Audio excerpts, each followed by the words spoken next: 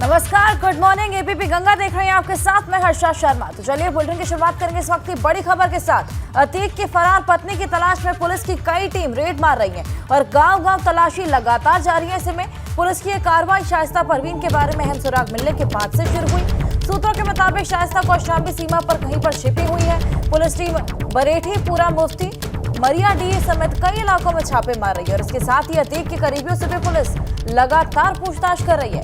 उमेश हत्याकांड में पुलिस शाइस्ता के अलावा शूटर साबिर, अरमान और बमबाज गुड्डू मुस्लिम को भी अब तक नहीं पकड़ पाई है, लेकिन इन्हें पकड़ने के लिए कवायद लगातार जारी है। कई टीमें अलग अलग जगह जाकर अलग अलग जगह दबिश दे रही हैं, अलग अलग जगह छापेमारी कर रही हैं और लगातार ये सर्च ऑपरेशन यहां पर जारी है।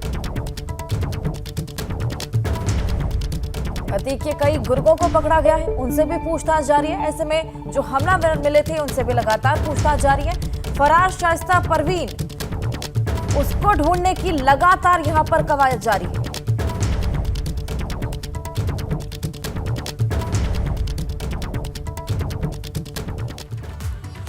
अतीक अशरफ की हत्या से जुड़ी ये बड़ी खबर आपको बता दें। अतीक और अशरफ को मेडिकल परीक्षण के लिए हॉस्पिटल ले जाने वाले कैल्विन अस्पताल के पीआरओ ने दावा किया कि दोनों की तबीयत ठीक थी। अतीक और अशरफ का मेडिकल परीक्षण करने वाले डॉक्टर ने अस्पताल के रिकॉर्ड रजिस्टर पर दोनों की सेहत ठीक लिखी हुई थी और दोनों ने अस्पताल पहुंचने पर किसी तरह की शिकायत की बात भी नहीं की। दोनों ने बीमारी के बारे में पूछने पर रूटीन बीमारियों का ही जिक्र किया था।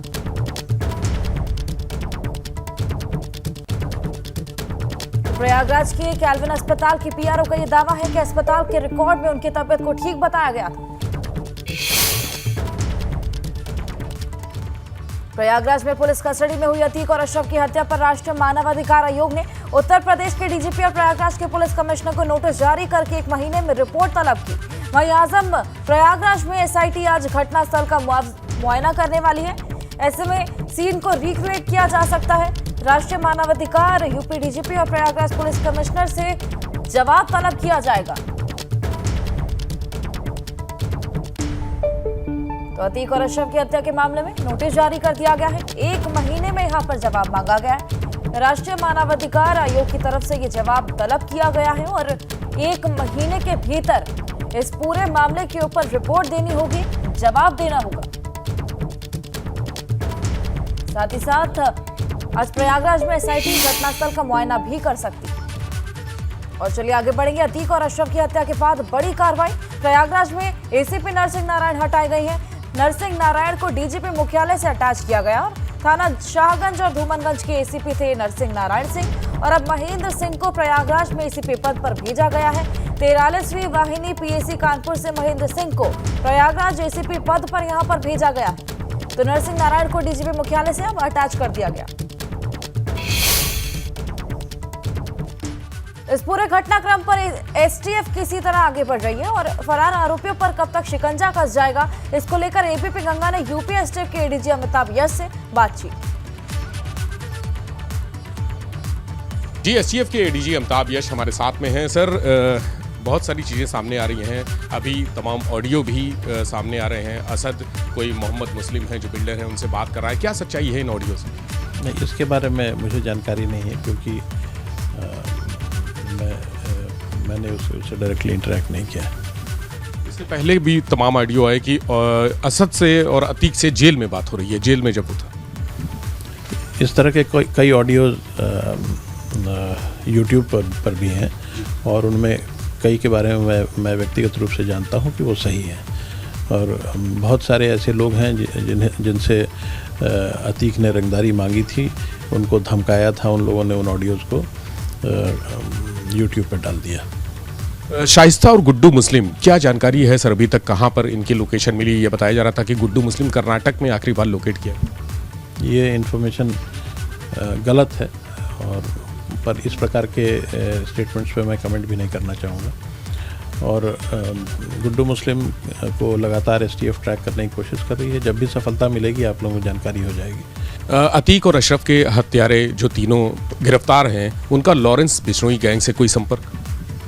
नहीं, ऐसी कोई जानकारी हमारे पास नहीं। चर्चा चल रही है कि वो उससे जुड़े हो सकते हैं। नहीं, ये बेतुकी चर्चाओं पर हम अपने इन्वेस्टिगेशन नहीं बेस कर सकते। They have to be based on very hard facts.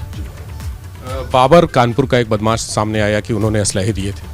नहीं, ये भी मैंने भी अखबारों में पढ़ा है, बट उससे ज़्यादा कुछ नहीं है। बहुत शुक्रिया। एसटीएफ के एडीजी अमिताभ यश जी ने सारी तस्वीर साफ कर दी। उन्होंने कहा कि जो लॉरेंस बिश्नोई गैंग से जुड़े होने की बात है वो भी उस चर्चा में कोई दम नहीं है, और जो कानपुर का एक अपराधी बाबर जिसके बारे में कहा जा रहा है कि उसने पिस्टल दी थी तीनों शूटरों को, वो भी आधारहीन है पूरी तरह से। कैमरा से राजू के साथ विवेक त्रिपाठी, एबीपी गंगा, लखनऊ। वहीं अतीक और अशरफ की हत्या के बाद लगातार कई खुलासे हो रहे हैं और इसी बीच राजू पाल हत्याकांड मामले में अतीक के खिलाफ जांच करने वाले रिटायर्ड दारोगा ने बड़ा खुलासा किया। नारायण सिंह का आरोप है कि अतीक गैंग पर कार्रवाई की वजह से उस वक्त उन्हें पाकिस्तान से भी धमकियां मिलने लगी थी। ये बड़ा खुलासा। रिटायर्ड दारोगा बोलते हैं कि अतीक गैंग के बाद से पाकिस्तान से भी उन्हें धमकियां मिलने लगी थी। राजनीतिक दिग्गजों से धमकियां मिलने लगी थी। बमबाज गुड्डू और अब्दुल कवी को लेकर बहुत दबाव बना।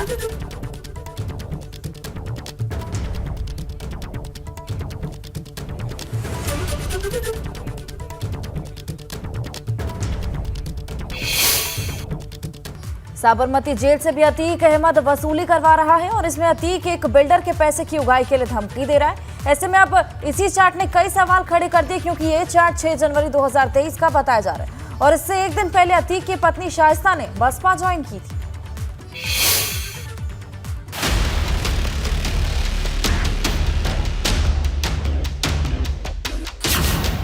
जेल से अतीक देता था वसूली का फरमान, वायरल चैट से आया तूफान।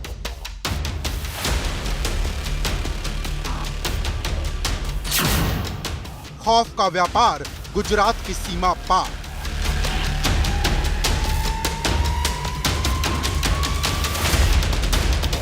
अतीक अहमद भले ही जिंदा ना हो, लेकिन उसके खौफ और दहशत वाली कहानियां आज भी जिंदा है कि कैसे उसने डर को व्यापार बनाया।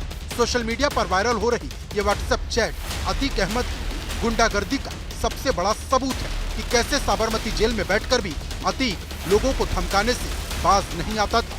अतीक के व्हाट्सएप चैट से खुलासा हुआ कि किस तरह वो सलाखों के पीछे से वसूली का रैकेट चलाता था। इस चैट में अतीक ने मुस्लिम नाम के बिल्डर को धमकी दी थी कि वो उसके बेटों असद और उमर को पैसे पहुंचा दे। अतीक ने कहा था कि जल्दी हालात बदल जाएंगे। अतीक ने इस चैट में ये भी कहा था कि वो मरने वाला नहीं है। ये व्हाट्सएप चैट 6 जनवरी 2023 का बताया जा रहा, क्योंकि इससे एक दिन पहले ही अतीक की पत्नी शाइस्ता ने बसपा ज्वाइन की थी और बसपा ने लगे हाथ शाइस्ता को प्रयागराज से मेयर पद का उम्मीदवार भी घोषित कर दिया था। माना जा रहा है कि अतीक ने तमाम लोगों से चुनाव टैक्स मांगा था। साबरमती जेल से भेजे गए इन मैसेज में अतीक ने धमकाते हुए कहा कि जल्द हालात बदलने वाले हैं, कमजोर लोग भी उसके खिलाफ एफआईआर दर्ज करा रहे हैं। आपको बता दें कि जिस मोहम्मद मुस्लिम नाम के बिल्डर को अतीक ने ये मैसेज किया था, उसे अतीक अहमद के फाइनेंसर के तौर पर जाना जाता है। इस चैट में अतीक ये भी कह रहा है कि वो अपने बेटों को डॉक्टर और वकील नहीं बनाना चाहता, जिसका साफ और सीधा मतलब है कि वो अपने बेटों को अपराध की दुनिया में लाना चाहता था। हालांकि कुछ लोगों का दावा है कि अतीक अहमद ज्यादा पढ़ा लिखा नहीं था और वो इतना लंबा मैसेज टाइप नहीं कर सकता था, लेकिन इस बात के कयास भी लगाए जा रहे कि अतीक ने जेल से अपने किसी करीबी से मैसेज टाइप कराया होगा। लेकिन बड़ा सवाल यह है कि आखिर जेल में अतीक के पास फोन कैसे पहुंचा और क्या किसी पुलिस वाले को इसके बारे में पता नहीं था, या फिर ये पूरा खेल मिली भगत से चल रहा था। क्योंकि इस व्हाट्सएप चैट के सामने आने के बाद कई सवाल खड़े हो गए हैं, क्योंकि अगर ये चैट सही है तो क्या साबरमती जेल के प्रशासन से इसको लेकर पूछताछ होगी? क्योंकि भले ही अतीक और उसके भाई अशरफ की हत्या हो चुकी है, जेल में उसका रैकेट कैसे चलता था और कौन कौन उसमें शामिल था, इसकी जांच अभी बाकी। क्योंकि जहां एक तरफ अतीक की व्हाट्सएप चैट वायरल हो रही, तो वहीं एक ऑडियो भी असद की सामने आई है, जिसमें असद उसी मोहम्मद मुस्लिम से बात कर रहा जिसके साथ अतीक का व्हाट्सएप चैट सामने आया। वो 5 तारीख को आ रहे हैं पेशी पे, तो आप टाइम निकाल के वो उनसे मुलाकात के लिए आ जाते हैं। तो हम यार कचहरी हमको न बुलाओ, समझो। क्या हो गया कचहरी में? कचहरी में थोड़ा सा ठीक नहीं रहता, हम कचहरी हम जाते भी नहीं उधर। या जेल चलिए हमारे साथ। अब जेल वेल हम न जा पाएंगे, और कोई मैसेज हो बताओ तो हम बताओ, जो करना हो कर दें। साहब वही बात है ना कि एक अब हम क्या बताएं, एक कहावत है कि खरबूजे को देख के खरबूजा रंग बदलता है। वहीं एक सवाल इस बात को लेकर भी है कि आखिर पुलिस अब तक शाइस्ता और गुड्डू मुस्लिम को गिरफ्तार क्यों नहीं कर पाई, क्योंकि शाइस्ता के प्रयागराज और कौशाम्बी बॉर्डर के बीच छिपे होने की बात कही जा रही है। जबकि गुड्डू मुस्लिम की आखिरी लोकेशन कर्नाटक के आसपास बताई जा रही है। Bureau report, ABP Ganga.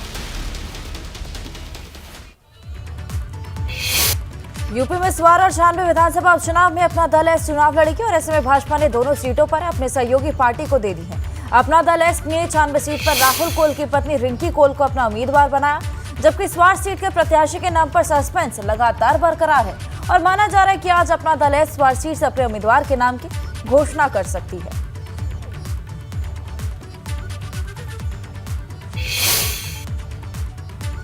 Bhajpa ने स्वार सीट अपनी सहयोगी अपना दल एस को दे दी है। ऐसे में सपा की टक्कर अपना दल एस से होगी, लेकिन बड़ी बात यह है कि यह जंग रामपुर के पुराने चुनाव जैसी होगी, क्योंकि इससे पहले जब रामपुर शहर सीट पर उपचुनाव हुआ था तब भाजपा ने सपा को हराने के लिए पूरा चक्रव्यूह रच दिया, लेकिन इस बार सपा और भाजपा की सीधी लड़ाई नहीं होगी।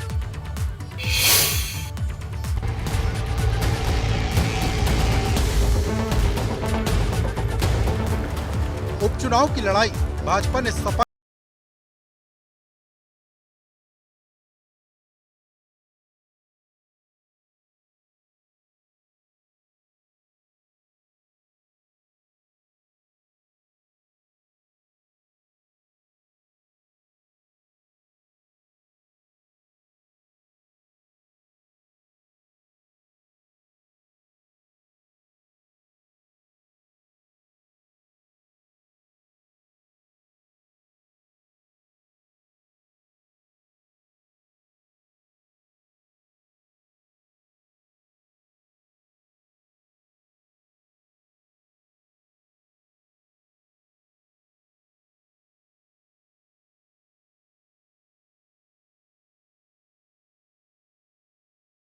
उम्मीदवार घोषित करेगा, वो हमारे सहयोगी पार्टी है। निश्चित रूप से बीजेपी जीतेगी, क्योंकि वहाँ पर माहौल बदल गया। रामपुर के लोग विकास चाहते हैं और पूरा जनपद ये चाहता है कि वो भारतीय जनता पार्टी के नेतृत्व वाली सरकार के प्रति आस्था व्यक्त करें। स्वार की सीट है, स्वार की सीट अपना दल हार गए थे, जीत नहीं पाए। अब्दुल्ला आजम जीते, उनके माननीय न्यायालय के द्वारा उन्हें अयोग्य घोषित होने के बाद सीट खाली हुई। हम लोगों ने विचार विमर्श किया है, ठीक से आपस में बातचीत की, कई दौर हमारी बातचीत हुई है।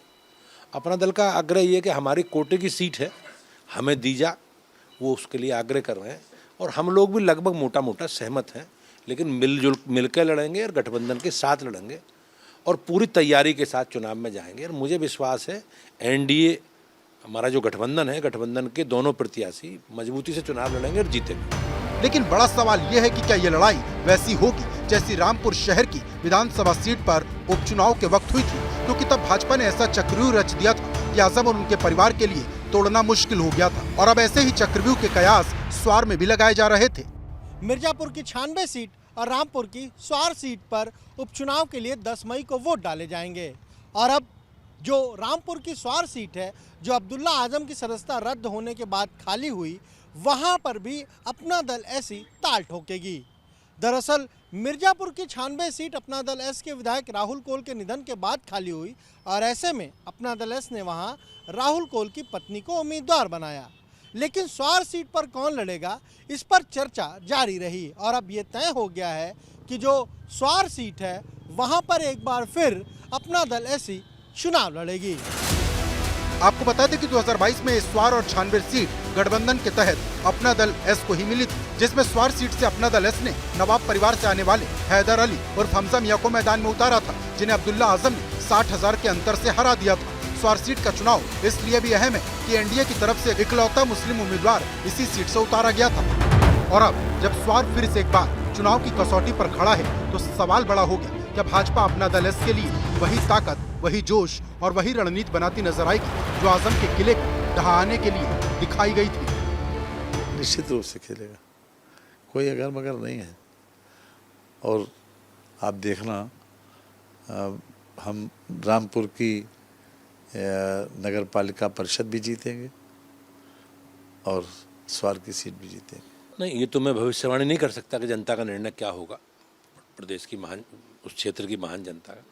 लेकिन हम लोग संगठन की दृष्टि से, पार्टी की दृष्टि से जो काम हम लोगों ने जनता की बेहतरी के लिए जो काम किए, हम लोग पूरा रिपोर्ट कार्ड लेके जाएंगे। जो हमने किया वही काम हम लोग सब चुनावों में अपने कार्यकर्ताओं के माध्यम से करते हैं। बीते 15 महीने में इससे पहले रामपुर में 2 उपचुनाव हो चुके हैं। दोनों ही बार भाजपा ने सपा को बुरी तरह हराया। ऐसे में एक सवाल समाजवादी पार्टी के सामने भी चुनौती बनकर खड़ा है, क्या वो भाजपा के सीधे चुनाव में न होने का फायदा उठा पाएगी और क्या स्वार सीट बचा पाएगी? ये सवाल आजम परिवार के सामने भी है, जिसके लिए अपनी बादशाहत साबित करने का एक और मौका है। रामपुर से उबैदुर रहमान, एबीपी गंगा।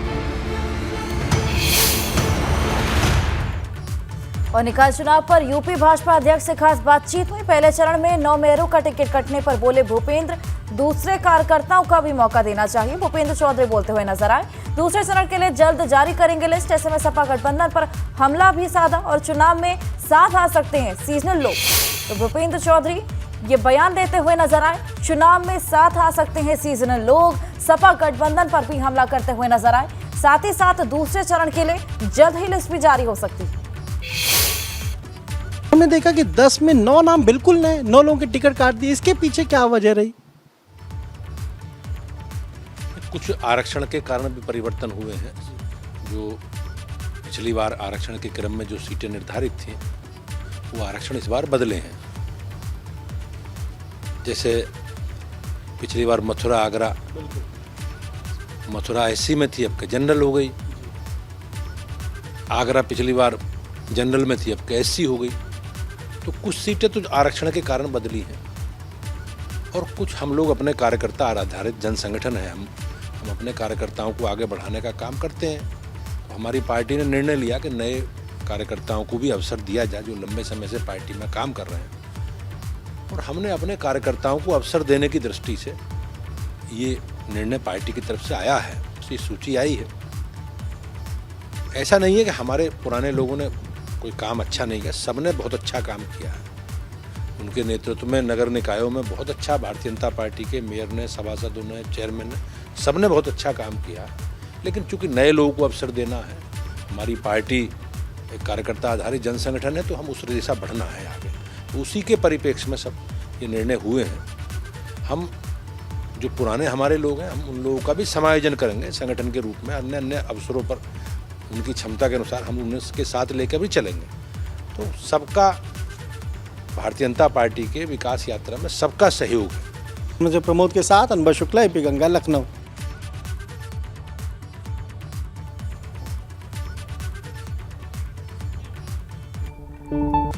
निकाय चुनाव में भाजपा के दिग्गज नेताओं ने मोर्चा संभाल लिया है और इसी कड़ी में सीएम योगी आज गोरखपुर, महाराजगंज, देवरिया, कुशीनगर में नगर निकाय चुनाव को लेकर बैठकें करेंगे। और ये बैठक रानीडीहा के भाजपा के क्षेत्रीय कार्यालय में होने वाली है। और इन बैठकों के अलावा गोरखपुर महानगर क्षेत्र के नगर निगम के महापौर और वार्ड पार्षदों के चुनाव को लेकर सीएम योगी की एक बैठक गोरखपुर क्लब परिसर में भी होने वाली है। निकाय चुनाव को लेकर आज भाजपा जिला कोर कमेटी की बैठक हो सकती है और दूसरे चरण के लिए 7 नगर निगम, 99 नगर पालिका और 245 से ज्यादा नगर पंचायतों के लिए उम्मीदवारों की घोषणा करनी है। ऐसे में आज इन जिलों में बीजेपी की जिला कोर कमेटी की बैठक हो सकती है, जिसमें 3 नामों के पैनल पर स्क्रीनिंग कमेटी चर्चा करेगी और फिर वही नाम बीजेपी राज्य मुख्यालय पर भेजे जाएंगे, जिसके बाद मेयर के नामों पर कोर कमेटी की लखनऊ में चर्चा होने वाली है और फैसले भी लिए जाएंगे।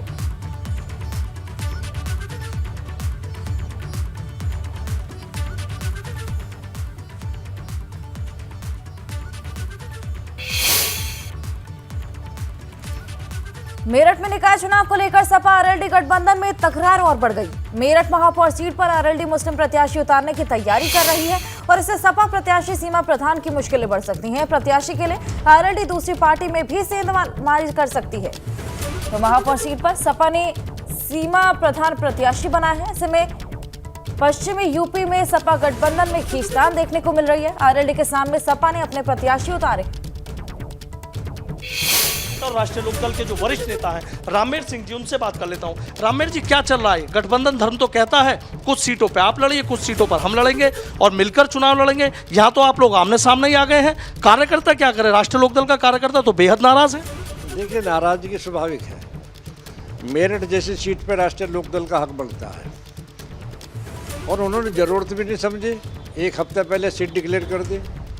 कार्यकर्ताओं में गुस्सा है और कार्यकर्ता हैं जरूर लड़ेंगे। राष्ट्रीय लोकदल मेयर का चुनाव लड़ेगा। और रही बात गठबंधन की, गठबंधन धर्म हमारी तरफ से नहीं तोड़ा गया है, समाजवादी की तरफ से तोड़ा गया है। यदि समाजवादी को समझ में नहीं आई तो आमना सामना मुकाबला होगा। अच्छा, पीछे नहीं हटेंगे? नहीं, पीछे नहीं। ये तो आप नेता, लेकिन क्या जो गुस्सा आप में नजर आ रहा है, एक नीचे के कार्यकर्ता भी जिससे बात करने लोगों के फोन हमारे पास आ रहे हैं कि देख लिए क्या हो गया, कोई हम इतने कमजोर हैं? हम में तो गुस्सा कम है जितना छोटे कार्यकर्ता में है, बहुत ज़्यादा गुस्से में है। और इसका जवाब दिया जाएगा, आमना सामना हो जाएगा। क्या बुराई है? क्या बुराई? क्या मेयर चुनाव लड़ने जा रही है राष्ट्रीय लोकदल? बिल्कुल लड़ेगी। और समाजवादी पार्टी ने सीमा प्रधान को उतारा है, तो उनकी मुश्किलें बढ़ाएंगे? उनकी मुश्किलें नहीं बढ़ाएंगे, हम जीतेंगे। हम जीतेंगे, सीट हमारी है, उससे कोई मुकाबला नहीं है। हमारा मुकाबला बीजेपी से।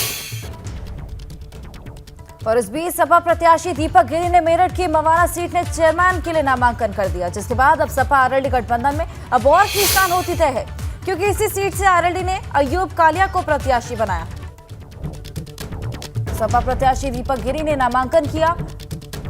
सपा और आरएलडी के बीच अब दरारें और भी बढ़ सकती हैं, क्योंकि सपा प्रत्याशी ने मवाना सीट से नामांकन किया। वहीं कानपुर अग्निकांड मामले से जुड़ी बड़ी खबर आपको बता दें, 3 इमारतों को गिराने का फैसला लिया गया। नगर निगम के फैसले से व्यापारी परेशान हैं। कानपुर नगर निगम ने नोटिस भी जारी किया और 3 इमारत को रिपेयर करवाया जाएगा। तो ऐसे में कानपुर अग्निकांड के बाद से अब 3 इमारतों को गिराने का फैसला लिया गया, जिससे व्यापारियों में खासा रोष देखने को मिल रहा है, क्योंकि उनके व्यापार में नुकसान होगा। ऐसे में इस पूरे फैसले से व्यापारी परेशान है। हालांकि कानपुर नगर निगम ने नोटिस जारी कर दिया है और तीनों इमारत को अब रिपेयर करने के लिए गिराने का फैसला लिया गया। तो आपको बता दें कि कानपुर में जो अग्निकांड हुआ था, उसके बाद ये बड़ा फैसला लिया गया, जहां पर 3 इमारतों को अब रिपेयर करने के लिए गिराया जाएगा। व्यापारियों में इस पूरे फैसले को लेकर रोष है, क्योंकि वो बहुत परेशान है, उनके व्यापार में नुकसान होगा। और हरदोई से इस वक्त की बड़ी खबर है। हरदोई में 8 घरों में आग लग गई, 14 मवेशियों की जलकर मौत हो गई है। अज्ञात कारणों से ये आग लगी है। सैकड़ों कुंतल गेहूं भी जलकर राख हो गया। तो ये बड़ी भीषण आग यहाँ पर लगी है। 8 घरों ने आग पकड़ ली। 14 मवेशियों की इस पूरे आग में जलने से मौत हो गई है और साथ ही साथ अज्ञात कारणों के चलते यहाँ पर आग लगी है। अभी तक पता नहीं लग पाया है कि किन कारणों से यहाँ पर आग लगी। सैकड़ों कुंतल गेहूं भी जलकर यहाँ पर राख हो गया है।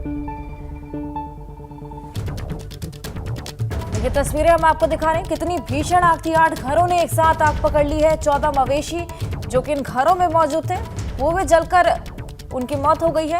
हालांकि अभी तक पता नहीं लग पाया कि आग किस वजह से लगी, लेकिन इस पूरे मामले में खासा नुकसान हुआ है। सैकड़ों कुंतल गेहूं भी जलकर राख हो गया है। देख सकते हैं आप किस तरह तस्वीरों में हड़कंप वहां पर मचा हुआ है।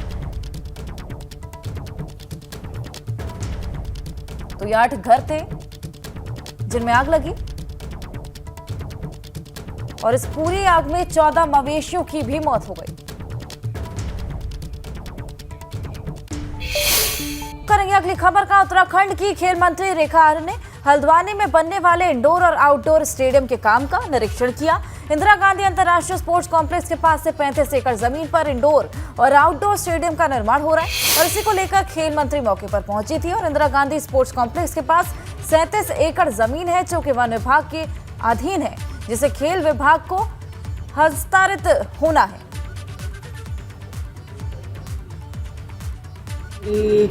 अंतर्राष्ट्रीय क्रिकेट स्टेडियम का निरीक्षण किया गया है और इस निरीक्षण का पर्पज़ ये था कि चूँकि भविष्य में इस बात से प्रस्तावित है कि हम लोग यहाँ पर खेल यूनिवर्सिटी को हम लोग खोलने जा रहे हैं। उस खेल यूनिवर्सिटी का महत्वपूर्ण हिस्सा जो है ये अंतर्राष्ट्रीय क्रिकेट स्टेडियम भी रहेगा, जिसके आगे की भूमि इस दिशा में प्रस्तावित है कि लगभग 37 एकड़ भूमि हमें यूनिवर्सिटी के लिए आवश्यक रहेगी। तो आज उसी को मैं देखने आई थी कि आखिरकार भूमि जो है क्या वन आच्छादित है या कम आच्छादित है या क्या स्थिति में है और कितने इसमें जो है हमारे को मूलभूत आवश्यकताओं को पूर्ण करने के लिए क्या क्या चीज़ें इसमें करनी होंगी।